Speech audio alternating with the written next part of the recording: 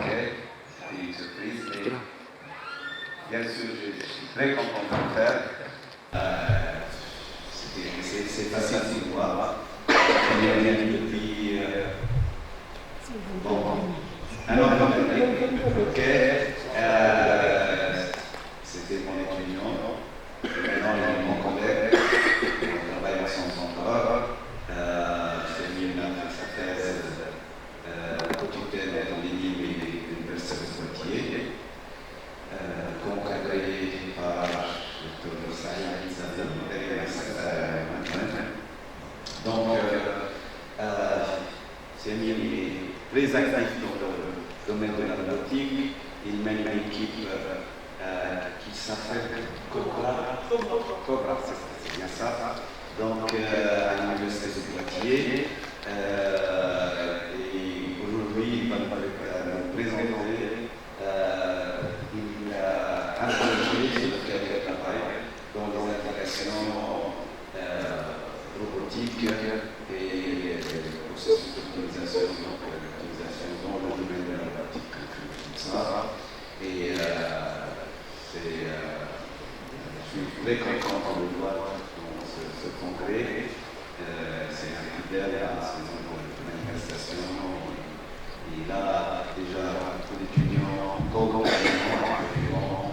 essentiellement en ligne et université. Et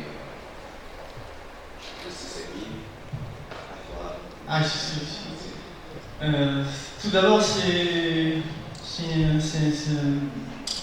un grand honneur que ce soit qui m'introduit, donc je suis vraiment très content qu'il fasse mon introduction. Tout d'abord, je suis très fier, très content. Vraiment, c'est un plaisir partagé d'être présent parmi vous, de voir des collègues, des amis. Ça fait très très longtemps que je n'ai pas croisé et je suis très content de les revoir, d'échanger avec eux. C'est toujours un plaisir. Donc, ce que j'ai prévu aujourd'hui, c'est de vous raconter une petite histoire sur la conception optimale en fait, du robot pour l'application médicale. Je tiens à remercier sans oublier en fait le président du congrès que je ne vois pas pour sa présentation. Je tiens à remercier beaucoup Nizar pour tous les efforts qu'il a fait pour qu'on soit présent et pour l'accueil chaleureux qu'il nous a préparé. Et encore une fois, je suis très content d'être présent ici. Et je suis un ancien Béni. Donc j'ai fait une visite hier et j'ai retrouvé mes anciens collègues, les anciens locaux. Ça me renvoie très loin, donc ça me fait vraiment un grand plaisir de vous voir. Voilà, j'enchaîne avec une présentation, sinon on ne va pas en finir. Donc, la présentation aujourd'hui, en fait, j'ai prévu de vous parler de la construction optimale et l'application robotique. Donc, ma présentation va s'articuler principalement autour de 3 points. Donc, je vais commencer par vous introduire l'Institut de Ping, donc l'institut à laquelle j'appartiens. Après, je vais parler un petit peu de l'équipe de recherche que je dirige, donc l'équipe Cobra, que je détaillerai par la suite.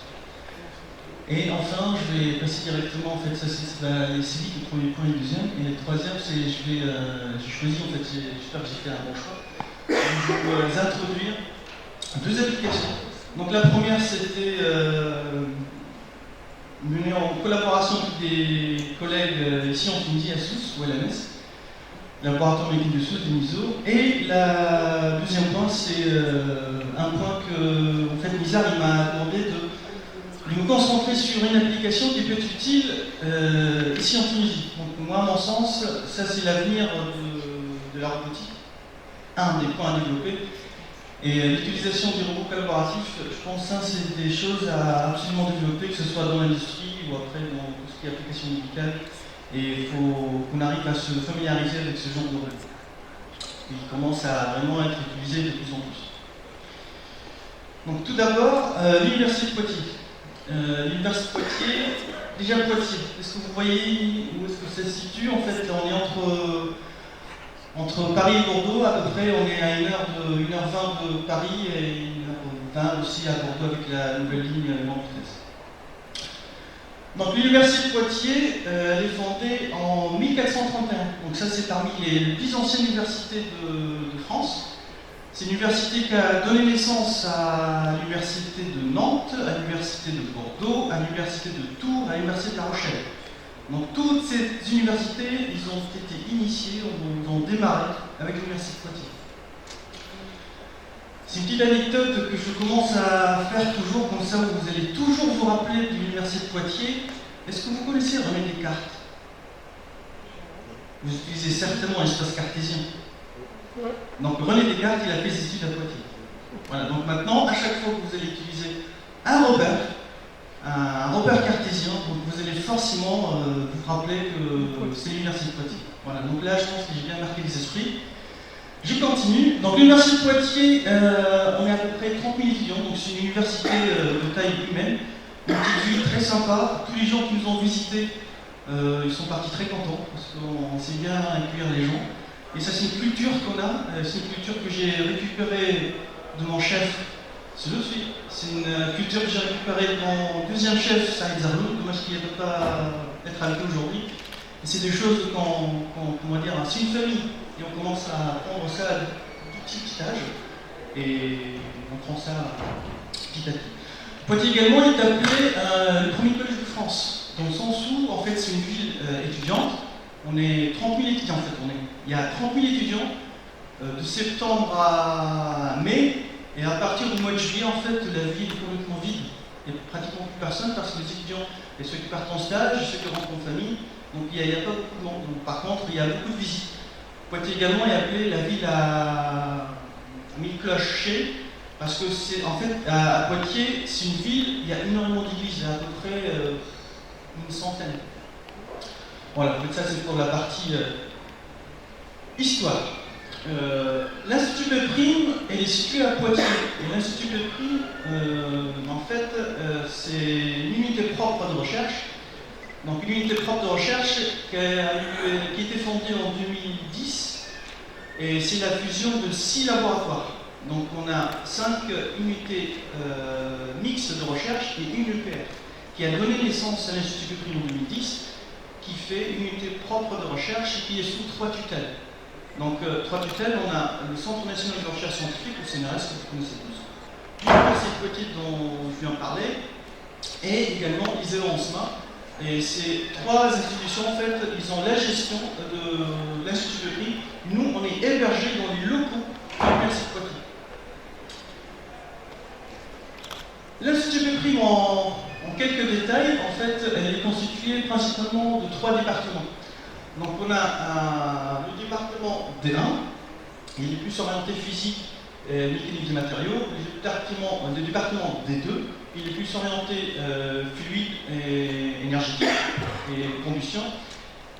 Et le 3e département, qui est mon département, qui était avant, en fait, avant la fusion de tous les laboratoires, c'était le laboratoire de mécanique des solides, le LMS.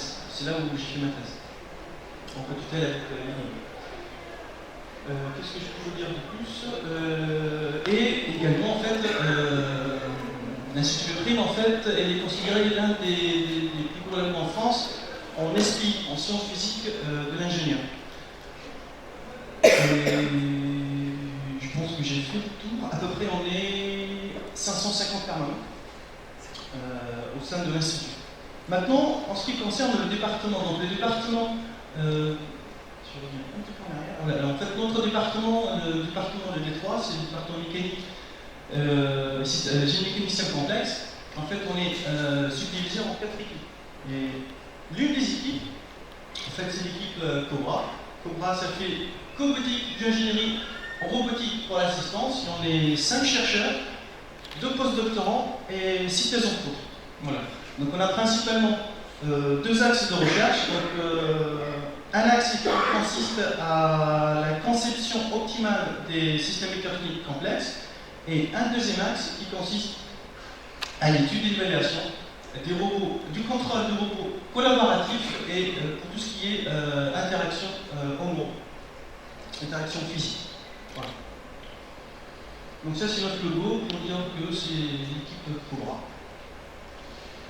Et ça, c'est un petit panel des différentes applications. Il n'y a pas tout, mais il y a peut-être les plus récentes et sur lesquelles on travaille actuellement. Donc, je vais commencer par en haut à gauche. Donc ça, il s'agit d'un projet ANR. Un projet ANR dans lequel on étudie, en fait, ça vous paraît bizarre, mais on étudie les serpents. Oui, les serpents, en fait, c'est un grand point d'interrogation. On travaille dans un consortium qui est constitué par des biologistes et des spécialistes des serpents, des herpétologues, qui ont besoin de comprendre pourquoi et comment le serpent arrive à nager. Donc l'idée de départ, c'était de comprendre et donner en fait une explication à travers le développement d'un drone serpent, afin d'identifier en fait la consommation énergétique des serpents, et à partir de ce point-là, en fait, on aura la possibilité de proposer des nouvelles solutions en s'inspirant de la nature, d'accord, pour une consommation énergétique, pour faire un déplacement. Là, en l'occurrence, c'est drone, d'accord.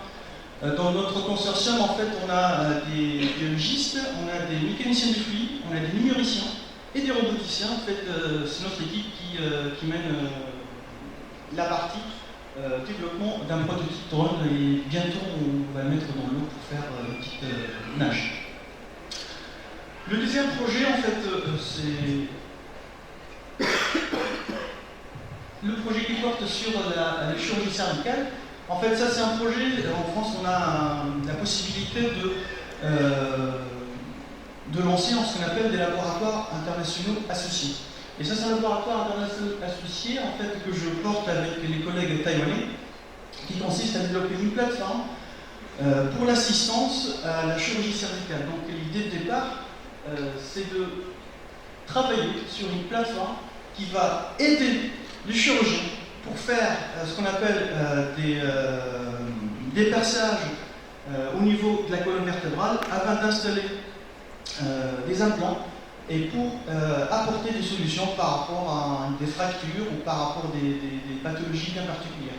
Donc là, actuellement, au bloc opératoire, en fait, ils n'ont pas d'assistance robotisée. Là, l'idée, c'est de développer un assistant robotique.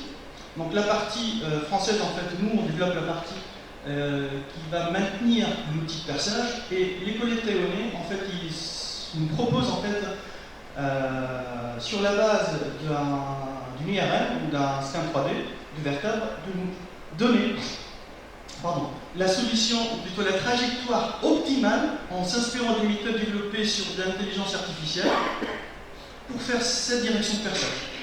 Nous, on récupère cette information, on l'envoie, c'est d'une façon simpliste que je dis ça, on l'envoie au robot et on effectue le perçage tout en assurant en fait la sécurité du patient.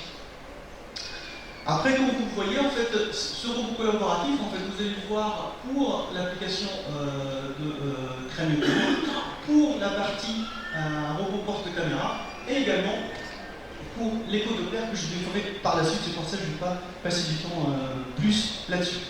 Donc, ce que je vais vous détailler dans la suite, c'est principalement l'application de rééducation, plutôt le développement d'un dispositif de rééducation. Donc, ce projet était mené dans le cadre d'un cage scientifique, qu'on connaît tous, c'est un projet SNCU, qui était clôturé l'année dernière avec une soutenance d'une doctorante qui est co-dirigée du côté tunisien et du côté français. Et la thèse qui s'est très bien déroulée. Donc la problématique de départ, en fait, la motivation de ce travail, en fait, elle vient du fait que, avec le vieillissement de la population, avec en fait, le manque de temps au niveau des ergothérapeutes, en fait, on a besoin de proposer des solutions pour assister l'ergothérapeute, et également pour effectuer des mouvements qui sont assez répétitifs. Parce que si le mouvement est répétitif, l'ergothérapeute, en fait, s'il s'occupe d'un patient, il ne pourra pas s'occuper d'un autre. D'accord? Donc là, nous, on vient non pas pour remplacer l'ergothérapeute, pas du tout, c'est pour l'assister, pour l'aider, pour lui donner des solutions innovantes, pour améliorer son quotidien et pour aussi améliorer le quotidien du patient. Ainsi, en fait, l'idée, c'était de proposer un robot une solution robotisée pour faire un mouvement répétitif. Donc, l'idée, c'est de proposer un robot de rééducation pour améliorer l'efficacité de la thérapie clinique, mais également qu'on puisse aider le patient de faire le mouvement probablement chez lui. Pas besoin de faire le déplacement, en fait, il récupère le robot, il va le louer, il va l'acheter, et faire l'exercice chez lui. Donc, afin de développer cette application, donc on a besoin d'une information qui est très importante, ce qu'on appelle la définition de cahier des charges. Et pour la définition de cahier des charges, on a besoin de deux informations qui sont capitales. La première, c'est la définition d'espace de travail, et la deuxième, c'est l'identification, ou plutôt la limitation de l'effort produit, sont directement liés. Donc, si on regarde un petit peu au niveau de la panoplie qui existe pour la rééducation fonctionnelle. Donc la rééducation peut être réalisée soit d'une façon conventionnelle, actuelle en fait avec un ergothérapeute pour l'assistance, soit on va développer en fait la rééducation robotisée. Après, pour la rééducation robotisée, en fait, on a la possibilité de choisir soit le type de robot, soit le mode de contrôle. Donc là, pour simplifier, nous on a fait le choix de faire de la rééducation fonctionnelle avec une solution robotisée. Le type de robot, il s'agira d'un robot parallèle, parce qu'on aurait pu le faire avec un robot seriel. Nous, on a fait le choix d'un robot parallèle.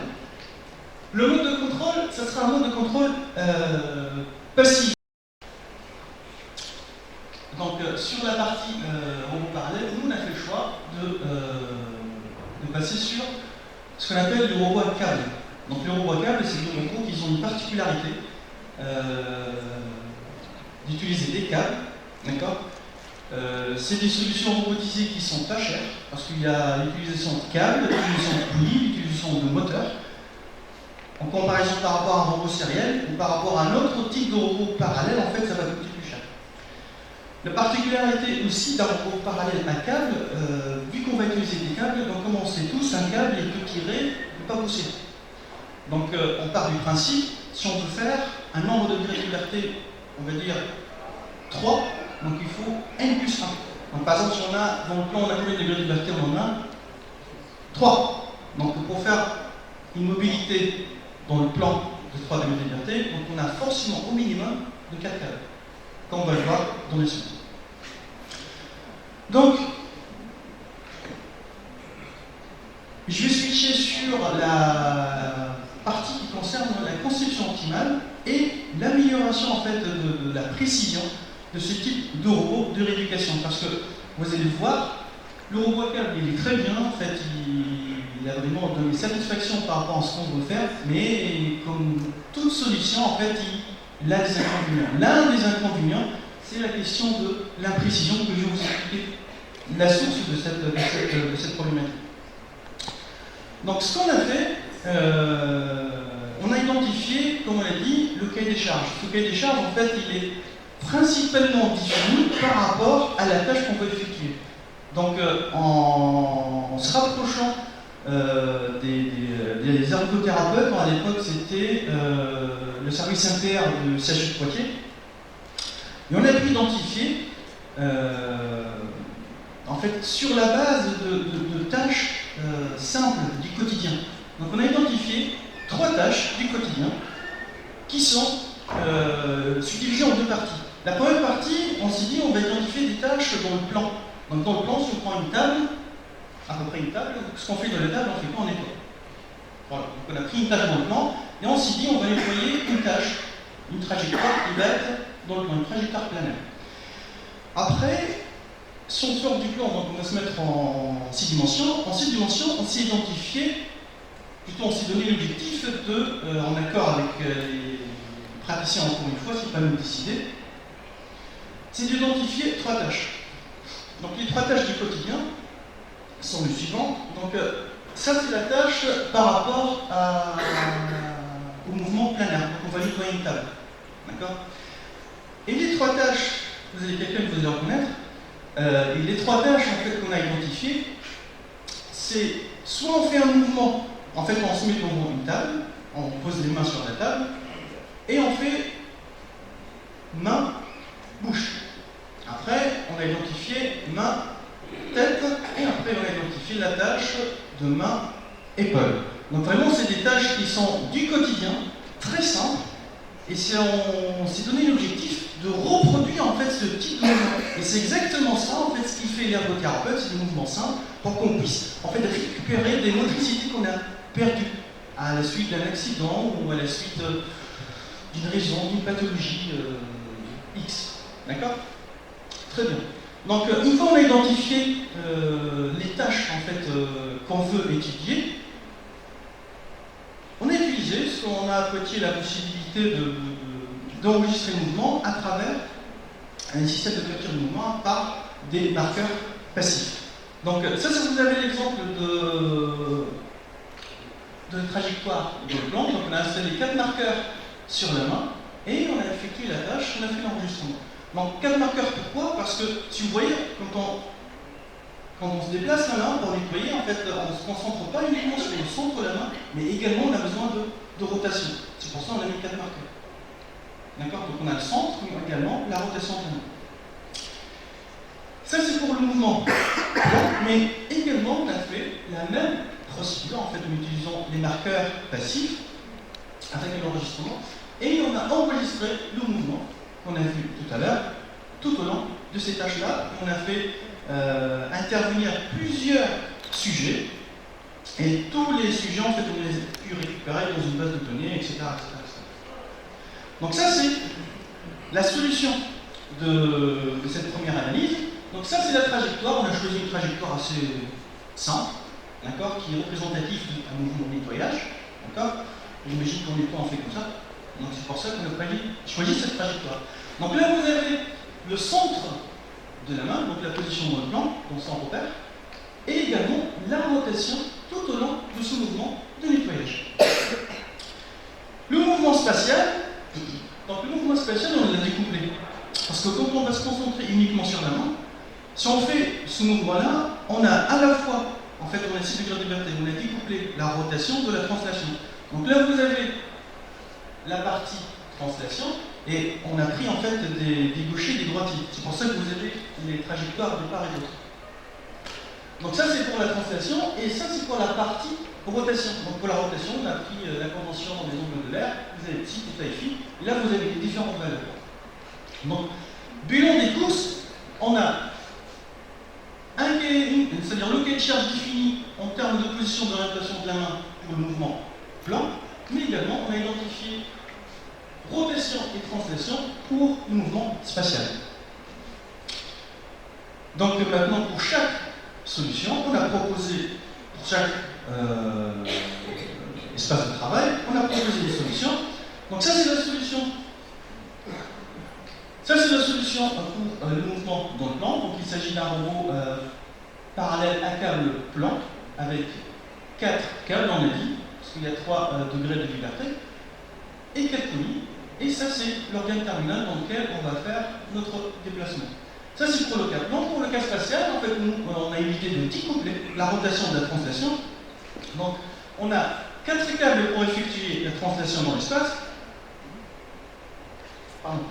Mais également, on a développé une orthèse, je ne sais pas si l'animation était qui sera, en fait, celle qui va prendre en charge la partie rotation. Donc, la rotation, elle est là, et la translation est ici. D'accord? Donc ça, c'est la conclusion de les 2 solutions qu'on a développées. Bon, maintenant, comment on a pu aboutir à cette solution? Ce que je vais développer maintenant, c'est juste détailler la partie on parlait à câble plan. Donc, notre cahier des charges est défini comme suit. Donc, on a identifié les trajectoires. Donc, on a la trajectoire dans le plan et le mouvement de rotation effectué dans chaque point de cette trajectoire. Donc, ça c'est une modélisation de notre robot parallèle à câble plan, donc il sera défini par l'emplacement de chaque poulie, l'emplacement de chaque moteur, et également l'emplacement de son organe terminal, et ici vous avez les câbles. Donc, ce qu'on a ici, on a défini ce qu'on appelle un vecteur de conception. Donc, dans ce vecteur de conception, vous avez tous les paramètres qui vont caractériser une configuration géométrique du robot. Et on s'est donné 3 critères. Le premier critère, on a la distribution des tensions dans l'espace de travail. Parce que, afin de garantir en fait, un bon fonctionnement du robot à câble, il faut que la tension soit tout le temps positive. Parce que sinon, on va perdre le degré de liberté. Donc on a l'obligation, plutôt, on doit garantir que le câble, tout au long du déplacement de notre organe terminal dans son espace de travail, il faut que la tension soit positive. Également, on a pris le critère dextérité du robot pour information. En fait, la dextérité, cela nous donne une information sur le comportement cinématique du robot. En fait, autrement dit, c'est une distance qui mesure l'éloignement de notre organe terminal par rapport à une singularité qui peut apparaître dans l'espace de travail.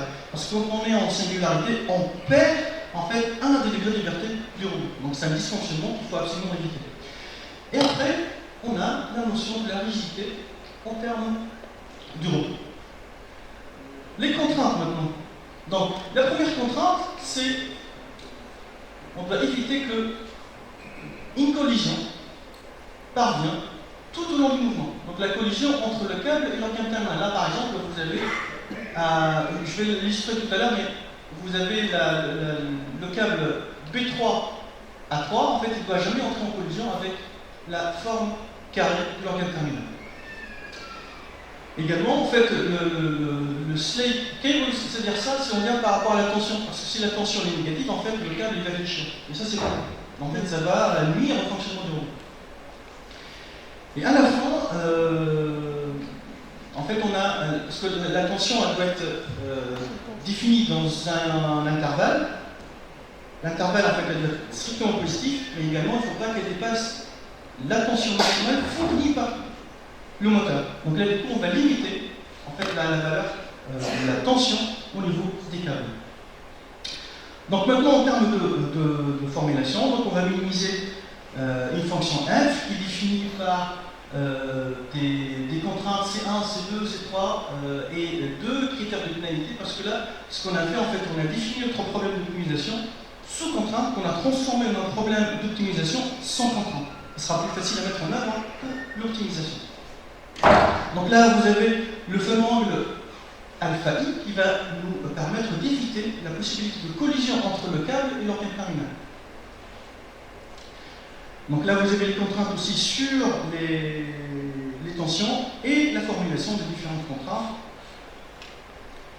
Donc ça, c'est les différentes valeurs de bêta 1, bêta 2, bêta 3, parce qu'on a, en fait, on n'a pas une optimisation multi-objectif, on a une optimisation mono-objectif. Mais par contre, on a fait le choix en fait, d'une répartition équitable entre les différents critères. On aurait pu faire différemment.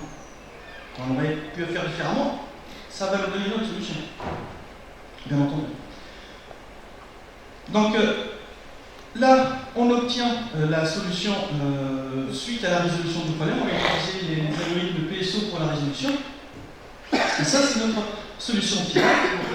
Vous avez le vecteur de conception correspondant, la valeur de la fonction objectif à la fin et les différentes valeurs des contraintes qu'on a imposées. Ça, c'est la distribution pour le cas d'une trajectoire circulaire et pour le cas d'une trajectoire en forme d'huile qu'on a imposée au départ.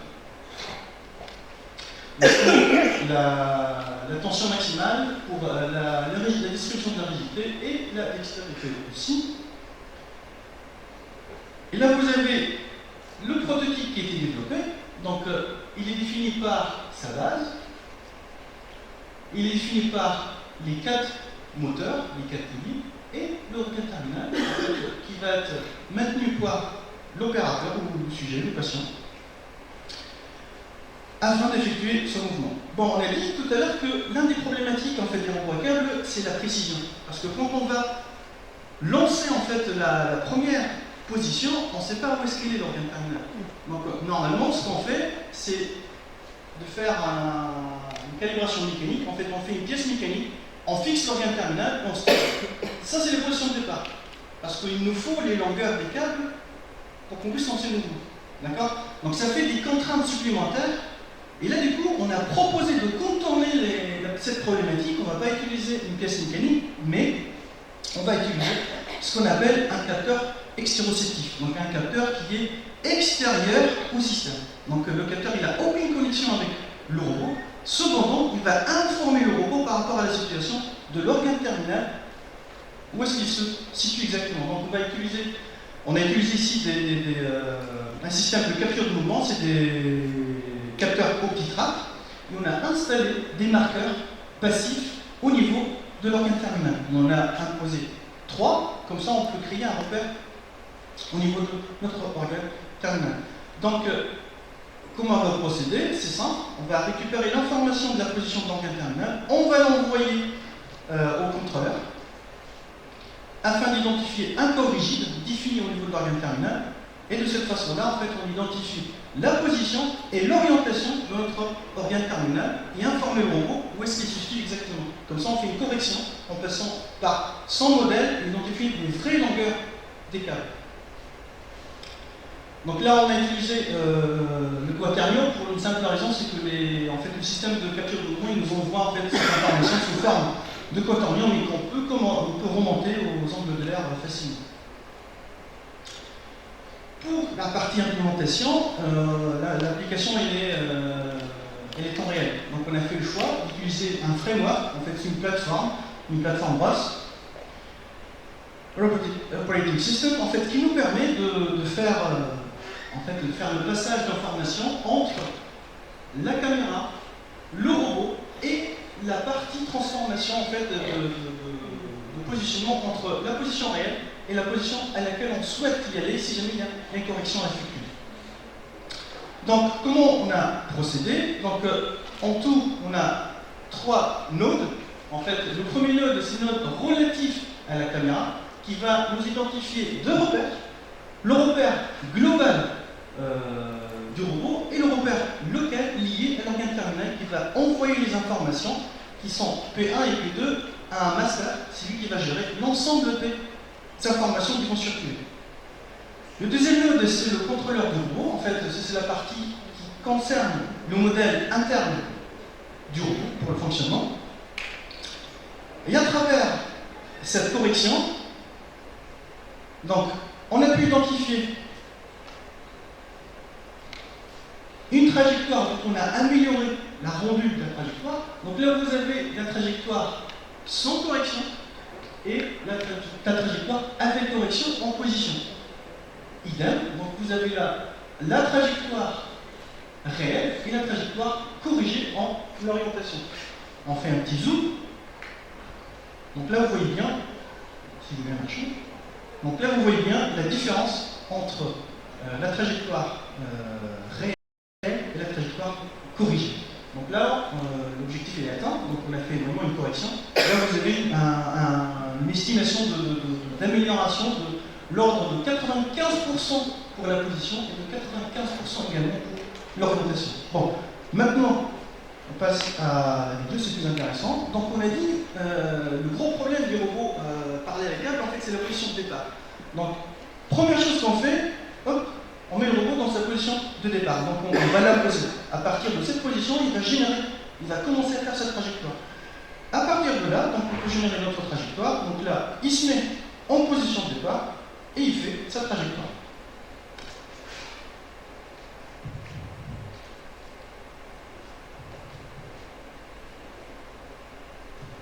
Et là, en fait, on a rempli le cahier de charge. En fait, on a bien fourni le robot qui va nous générer la trajectoire qu'on a identifiée au départ pour le nettoyage. Mais également, on a fait une correction en utilisant un capteur extéroceptif pour l'amélioration de la rendue de ce type de robot. Combien de temps il me reste?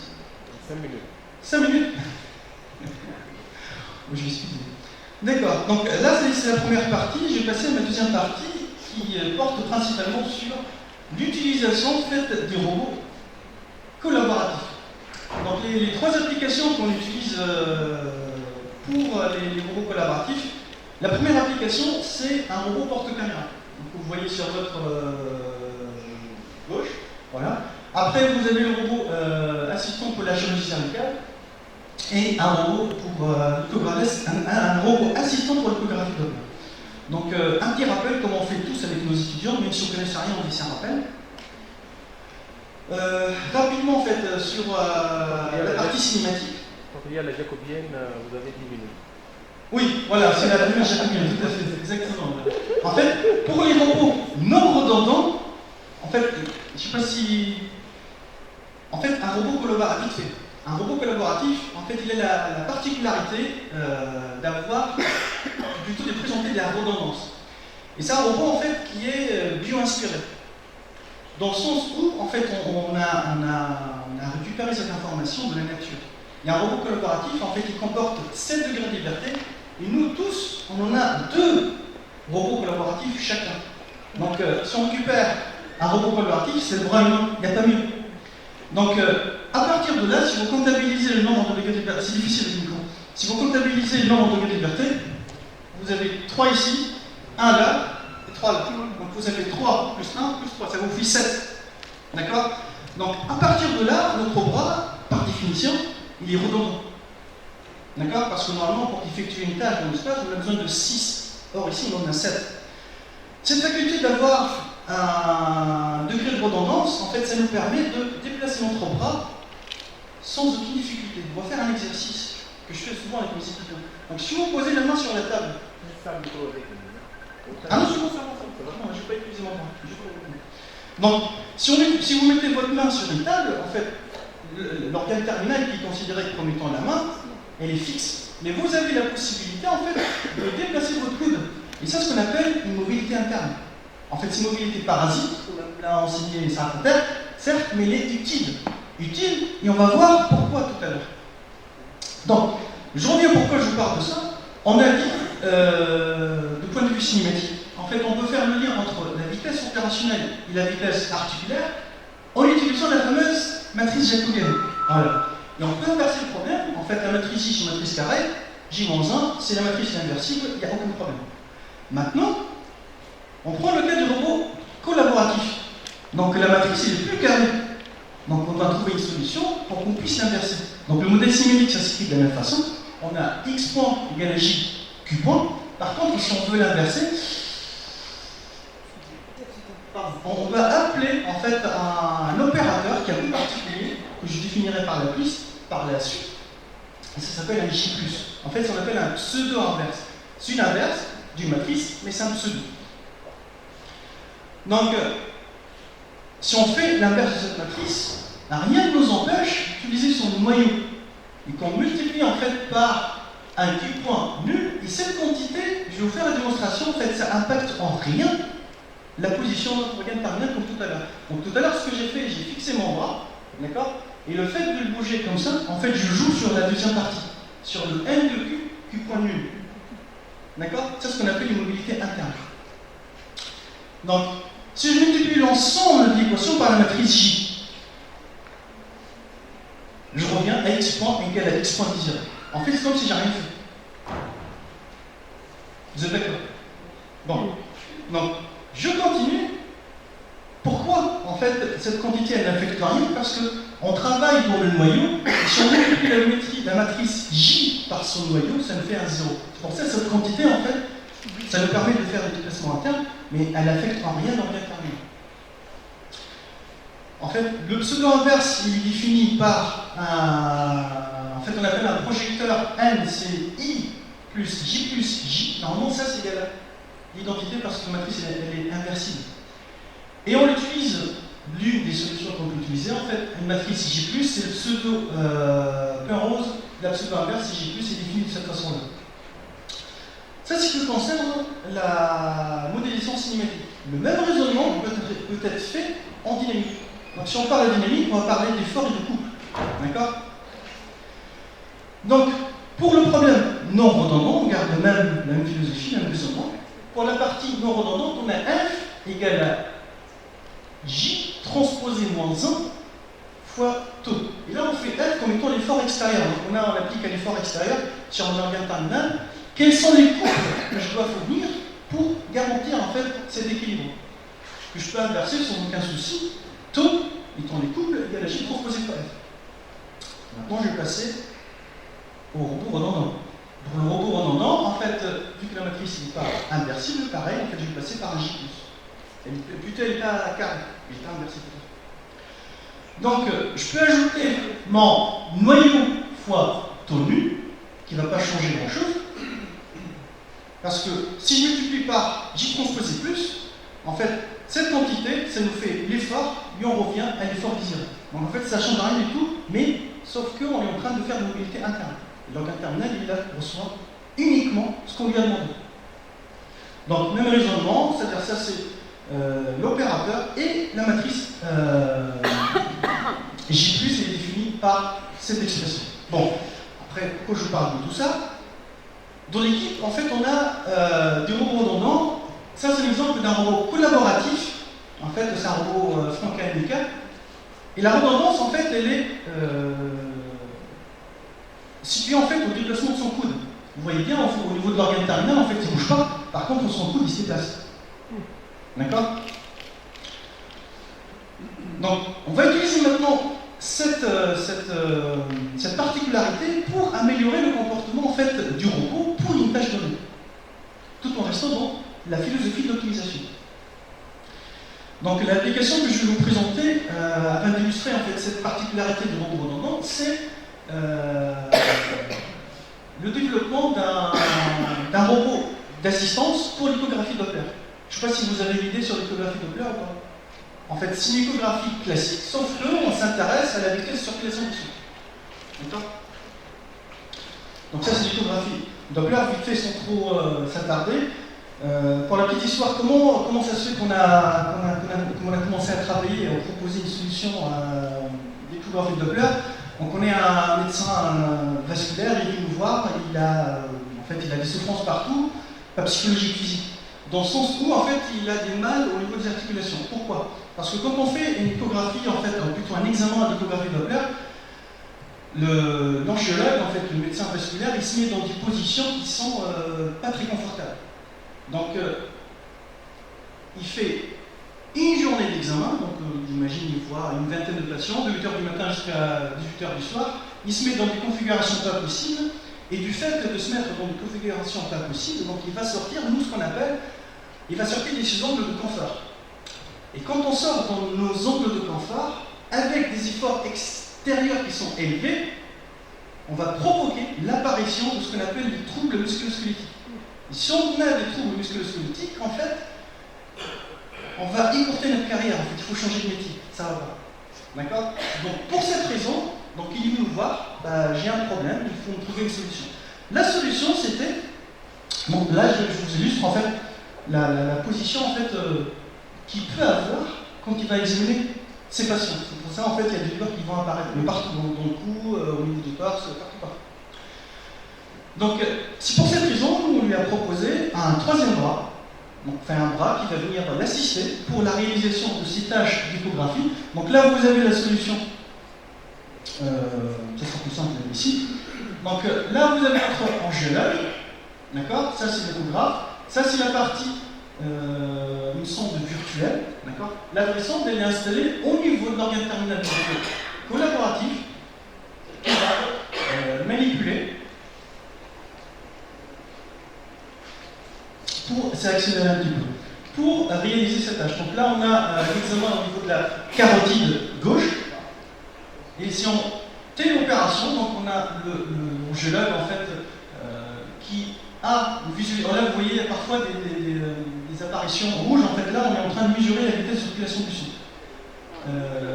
Il a un retour en fait au niveau de la sonde pour l'échographie.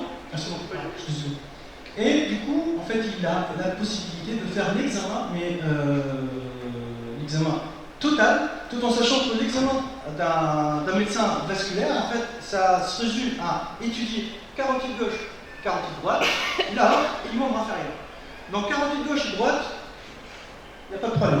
Aorte, il n'y a pas de problème non plus. Par contre, la difficulté, elle se présente quand on va faire l'étude des membres inférieurs. Donc au niveau des membres inférieurs, on arrive rapidement au niveau des buts articulaires des articulations. Et c'est pour cette raison, on va jouer en fait sur une mobilité interne pour s'éloigner des buts articulaires. Donc là, la difficulté, c'est au niveau de la vique articulaire de la 7e articulation du robot, là où la sonde est installée. Donc là, je pense qu'il y a une illustration, j'espère qu'elle va bien fonctionner. Voilà. Elle va se lancer, bien. Donc là, vous avez la même configuration, et on demande au robot en fait de faire un mouvement de moins 166 à 166. D'accord? Pour faire la rotation complète, parce que lui, quand il fait son examen, il doit chercher en fait l'orientation par rapport à l'artère. Il doit se mettre de façon complètement perpendiculaire, il va la couper pour voir la vitesse de circulation du sang. Donc il doit la chercher, il ne sait pas exactement comment elle va se positionner. Et là, on arrive vite fait en fait à la limite de la vique articulaire. Donc là, la solution qu'on est en train de proposer, c'est une solution qui nous permet de s'éloigner ou d'éviter l'éloignement débuté. Donc là, je vais la présenter mais assez vite, je pense qu'il me reste... Oui, ça va. C'est bon? Donc je vais quand même la présenter, mais c'est intéressant. Donc je reviens, tout à l'heure on a parlé des couples qu'on impose en fait sur chaque articulation. Le couple en fait il est décomposé en 3 parties, il y a 3 morceaux. Il y a un morceau qui consiste à effectuer la tâche. D'accord? Il y a un morceau qui consiste à déplacer les mobilités internes. D'accord? Et à la fin, on a une partie qui consiste à identifier, ou plutôt à compenser, le poids de la sonde. Parce que quand on va déplacer, plutôt quand on installe un organe terminal, un effecteur, sur le robot, en fait le robot ne faut pas qu'il tombe, il faut qu'il compense. D'accord? Donc la partie que vous voyez ici, elle est responsable de la compensation de la gravité. Donc on a dit cette partie, c'est la trajectoire, c'est la tâche qu'on va effectuer, donc on va affecter directement l'organe terminal. Et cette partie, c'est là on va jouer, et on va essayer d'améliorer pour s'éloigner des viques articulaires. Donc, j'essaie un petit peu de schématiser comment ça se passe. En fait, on rentre à l'intérieur, et en fait, on va ajouter une fonction objective, en fait, qui nous permet de s'éloigner des butées articulaires. Quand c'est schématisé, là j'ai pris l'exemple de la 2e articulation. Donc l'articulation Q2 est définie comme n'importe quel robot par une limite Qmin, une limite Qmax. Et on a une valeur moyenne. Donc cette fonction, ça nous permet de se mettre au milieu en fait de l'intervalle. D'accord? J'avance. Mais vu qu'on a cette articulation, on a besoin d'une matrice. Et cette matrice, en fait, elle va définir le poids de chaque articulation par rapport au mouvement qu'on va effectuer. On a une première approche, donc on a pris des constants partout au niveau de la matrice diagonale pour chaque articulation. Je vous rappelle qu'on en a 7 en tout. Donc, on a pris une matrice diagonale avec des coefficients qui sont constants. Donc ça, c'est une approche classique. Je vais vous montrer une simulation de l'approche classique. Et vous allez voir que ce n'est pas suffisant. J'espère que ça marche. Oui, ça marche super. Donc, la vidéo elle est accélérée à 1.5. Donc, comme ça va aller bien. Donc là, la rotation propre au niveau de la sonde, elle tourne, mais on arrive vite fait à la limitation. Donc, maintenant, on implémente en fait la méthode classique et on a pris 6 au niveau de la dernière articulation. Et on regarde si c'est suffisant ou pas. En fait, c'est vraiment au pifomètre. On essaie de voir quelle est la valeur qui nous convient le mieux. Donc, hop, 6 c'est pas bon, donc on va changer la valeur parce qu'on arrive vite fait au but articulaire. Donc, on a pris, au lieu de 6, on a fait 10 au niveau de la 7e articulation. Vous allez voir, c'est pas suffisant non plus. Donc là déjà il arrive vite fait, en fait 10 en fait, ça se déplace assez vite, mais c'est pas suffisant, on arrive à un petit articulaire. Et là en fait on a joué, on a pris la 2e articulation et la dernière articulation. Ça améliore un petit peu, mais c'est pas suffisant non plus parce qu'on arrive vite fait au but articulaire. Voilà, donc là on arrive au but articulaire. Donc maintenant la solution c'est de ne pas utiliser une matrice K qui est constante, par contre il faut qu'on utilise une matrice avec des coefficients qui sont variables. D'accord? Donc, ça c'est l'approche qu'on a proposée pour cette fameuse matrice K.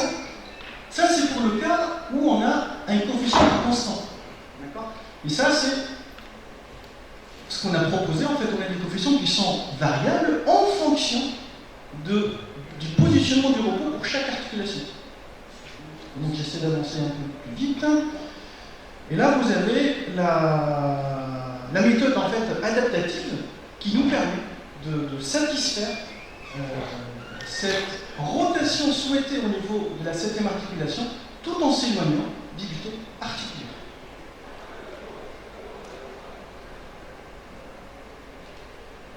Et là, vous voyez bien, en fait, il effectue son mouvement en toute fluidité. Et encore une fois, en fait, l'objectif est atteint. Voilà. En fait, on ne s'est pas arrêté là. On n'a pas placé uniquement le robot sur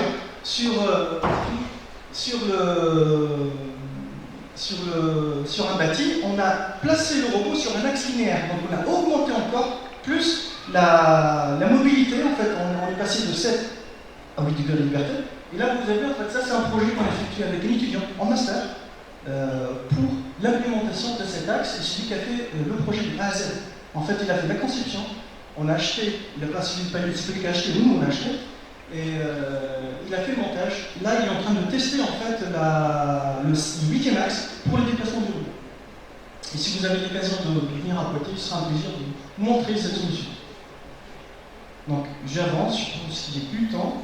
Une application qui est très intéressante également, mais vraiment pour vous montrer une vidéo, c'est par rapport à un robot porte-caméra. En fait, là, la problématique, c'est qu'au bloc opératoire, comment ça se passe? Au bloc opératoire, en fait, on a le chirurgien qui est en train de faire son opération de chirurgie invasive, et il a besoin, en fait, de quelqu'un, d'un assistant pour le maintien de la caméra. D'accord? De cette caméra laparoscopique.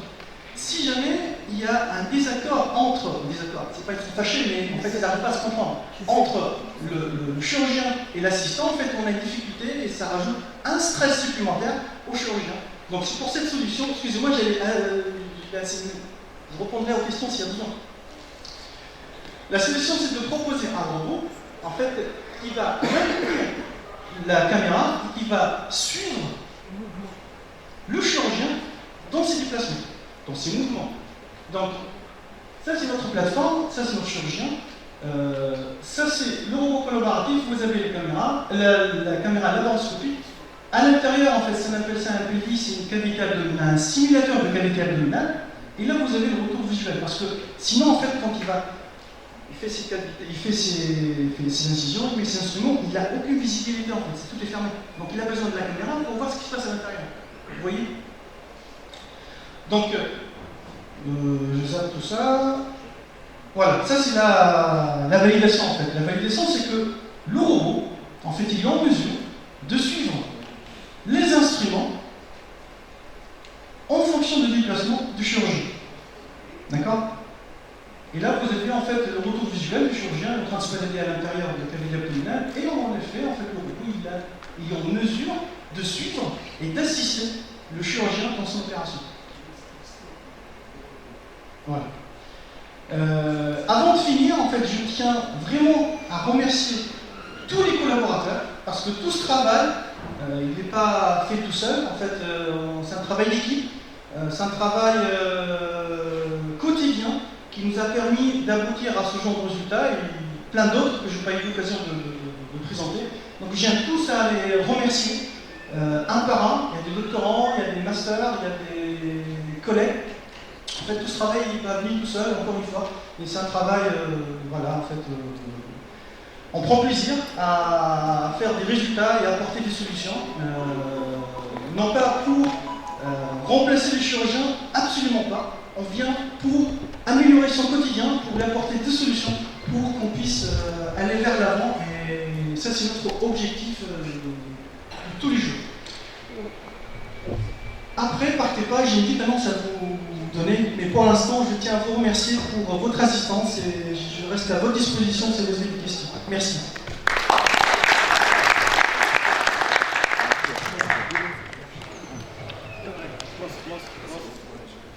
Voilà, ils m'ont dit que c'était maintenant. Je vous en parle après. Donc, s'il y a des questions. S'il y a des questions.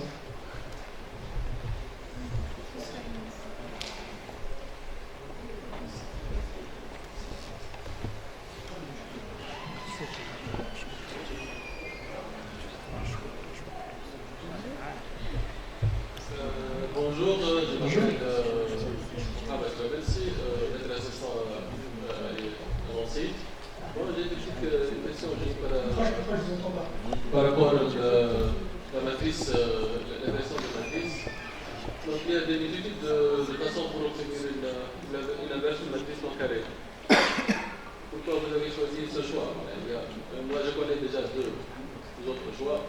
Donc, juste, la question que j'ai, c'est pourquoi on a choisi cette méthode, pourquoi on aurait pu ajouter des équations pour, par exemple, optimiser mieux quelque chose. Donc, on ajoute d'autres équations en termes d'une matrice carrée, on peut inverser ça. Ou on peut faire une inverse à droite, une inverse à gauche. Je vous entends un mot sur deux. Soit vous vous rapprochez, soit vous rapprochez du micro. Donc, le type de la matrice inverse que vous avez choisi, pourquoi on a choisi ce type de matrice inverse, de cette inversion de matrice non carrée. Donc, il y a plusieurs types d'inversions. Absolument, absolument. Donc, l'inverse à droite, l'inverse à gauche, tout ça.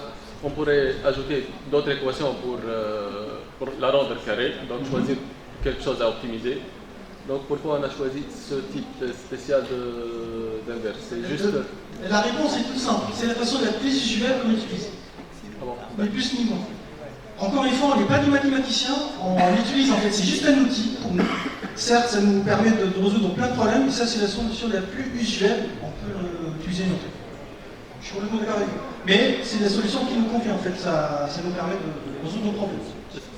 Est-ce que vous pouvez ajouter des équations par exemple? C'est-à-dire? On optimise quelque chose d'autre, donc une autre équation, pour obtenir quelque chose de carré. Si vous voulez, oui. Ah non, mais non, on ne peut pas ajouter des équations parce que... faut qu'on en parle après. Ce sera plus simple. Bonjour. Bonjour. Je me présente Halim Ibrahim, doctorante en première année à LMS et ISO.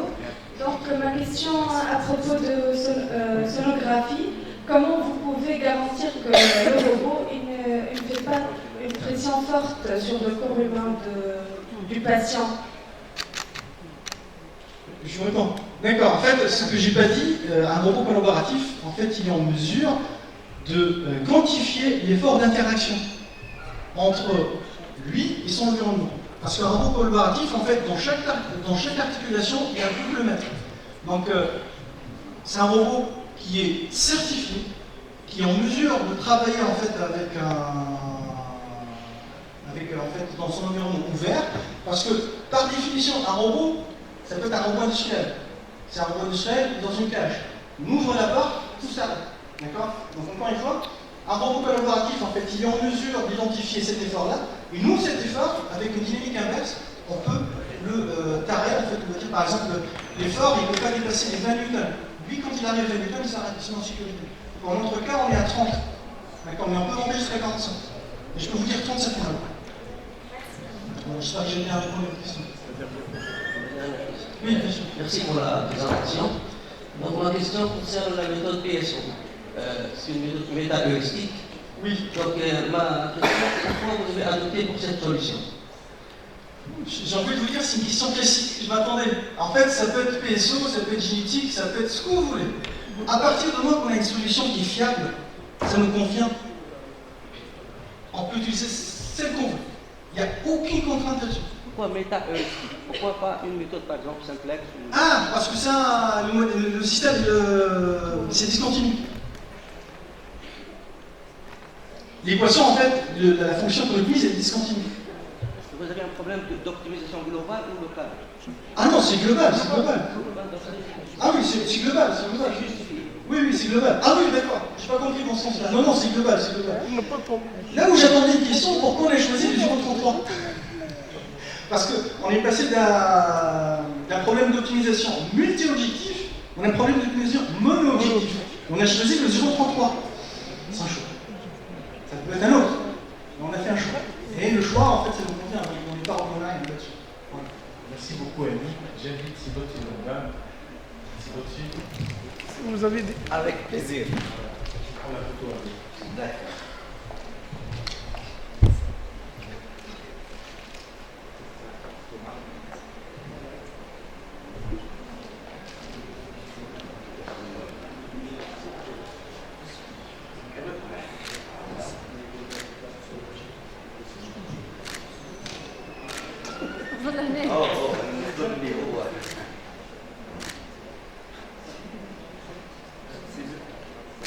c'est mes deux enseignants.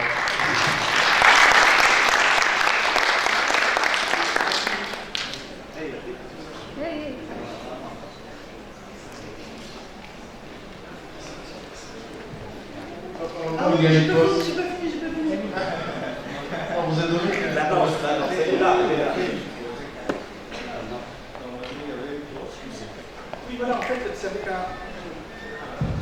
avec un immense plaisir. Partez là, restez. Donc, c'est avec un immense plaisir que je vous annonce l'organisation l'année prochaine, donc avril 2024, c'est un congrès, IFTAM, International Symposium of Robotics and Mechatronics, qui va être organisé à Djerba, qui va être organisé par notre chef Fernand, avec notre chef également Saïd Zayou, qu'on va organiser tous. Donc on sera vraiment très heureux de vous recevoir, de vous revoir l'année prochaine. Donc n'hésitez pas à nous contacter si vous avez besoin d'informations. Un livre qui sera édité chez Springer. En fait, c'est un livre qui sera indexé, mais on planifie également l'organisation d'une session spéciale dans une revue bien impactée. Je ne peux pas vous l'annoncer maintenant, mais vous allez recevoir des emails pour vous informer prochainement. Voilà, donc on vous attend tous chaleureusement à Djerba. J'espère que ça va être c'est l'île paradisiaque. Donc ça sera une conférence paradisiaque. L'île de rêve, ce sera une conférence de rêve. Merci beaucoup.